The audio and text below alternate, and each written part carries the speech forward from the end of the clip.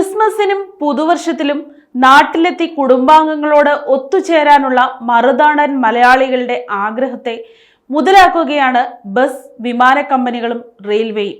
കേരളത്തിൽ നിന്ന് നിരവധി ആളുകളാണ് ബാംഗ്ലൂർ, ചെന്നൈ, മുംബൈ തുടങ്ങിയ സ്ഥലങ്ങളിലേക്ക് പഠിക്കാനും ജോലിക്കുമായി പോയിരിക്കുന്നത്.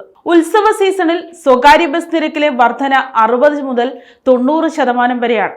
ചെന്നൈ, ബംഗളൂരു, മുംബൈ എന്നിവിടങ്ങളിൽ നിന്ന് കേരളത്തിലേക്കുള്ള ട്രെയിനുകളിലും അവധിക്ക് ശേഷമുള്ള മടക്ക ട്രെയിനുകളിലും ടിക്കറ്റുകൾ മാസങ്ങൾക്ക് മുമ്പേ തീർന്നു.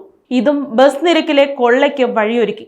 ബംഗളൂരുവിൽ നിന്ന് പാലക്കാട്ടേക്ക് AC സ്ലീപ്പറിന് 4000 മുതൽ 6000 രൂപ വരെയാണ് ഈടാക്കുന്നത്. യാത്രാ ചെലവിലുണ്ടായ വർധന താങ്ങാനാവുന്നില്ലെന്ന് യാത്രക്കാർ പറയുന്നു. ക്രിസ്മസും പുതുവർഷവും അടുത്തതോടെ പ്രധാന നഗരങ്ങളിൽ നിന്ന് കേരളത്തിലേക്ക് ട്രെയിൻ ടിക്കറ്റ് കിട്ടാനില്ല. ബാംഗ്ലൂർ, ചെന്നൈ എന്നിവിടങ്ങളിൽ നിന്നാണ് ടിക്കറ്റ് കിട്ടാക്കനിയാവുന്നത്. ഡിസംബർ തുടക്കത്തിൽ തന്നെ ബാംഗ്ലൂർ, എറണാകുളം വന്ദേ ഭാരത് എക്സ്പ്രസിലെ ക്രിസ്മസ് ദിന ബുക്കിംഗ് പൂർത്തിയായി. വെയിറ്റിംഗ് ലിസ്റ്റ് പരിധി പിന്നിട്ടതോടെ 20, 25 തീയതികളിൽ ടിക്കറ്റ് എടുക്കാനില്ല. 20 മുതൽ 30 വരെ ചെയർകാറിലെ വെയിറ്റിംഗ് ലിസ്റ്റ് 250 കടന്നു. എറണാകുളത്ത് നിന്നുള്ള മടക്ക സർവീസിൽ 28 ജനുവരി 4 ദിവസങ്ങളിലെ ബുക്കിംഗും നിർത്തി. ബാംഗ്ലൂർ വന്ദേ ഭാരതിലെ കോച്ചുകൾ 8 നിന്ന് 16 ആക്കണമെന്ന ആവശ്യം ശക്തമാണ്. എറണാകുളം ബാംഗ്ലൂർ ഇന്റർസിറ്റിയിലും ടിക്കറ്റ് തീർന്നു.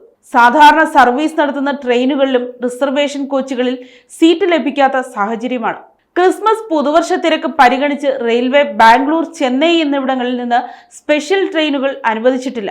ശബരിമല സീസണിൽ അനുവദിച്ച ശബരി സ്പെഷ്യൽ മാത്രമാണുള്ളത്. നിലവിലുള്ള നിരക്കിന്റെ 1.3 മടങ്ങാണ് സ്പെഷ്യൽ ട്രെയിനുകളിൽ ഈടാക്കുന്നത്.